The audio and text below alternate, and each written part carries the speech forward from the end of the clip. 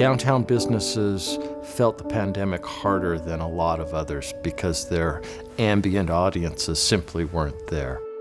Visitation was at about 13% of what it was before the pandemic.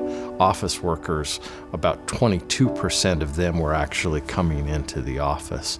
And event venues were completely closed, which was catastrophic for bars and restaurants and retailers.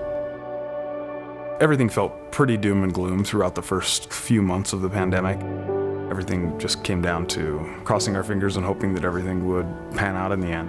It was so hard during those 6 weeks to go in, and it was silent all over downtown. It was definitely stressful, those first few months were really scary. But once the store opened up, we started getting people coming in, and then just after that, Open Streets opened, and that helped significantly. These ideas have been around for a long time. The pandemic was a crisis and an opportunity to bring forward these very good ideas. Everybody knew we had to take some really dramatic steps to support downtown. When Open Streets began, we immediately started to see people returning to downtown Salt Lake City. It was so fantastic because not only did it bring, our locals, but it also brought people in from, all over the state. It was such a celebratory atmosphere.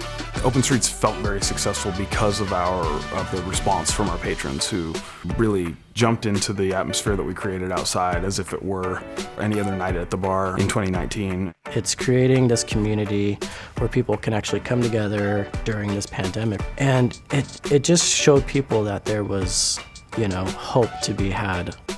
Open Streets absolutely worked, but the basic idea has merit long term.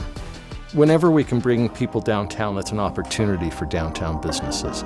And this brought 30,000 to 40,000 people downtown every weekend this summer. It increased our business about 20%, which is huge.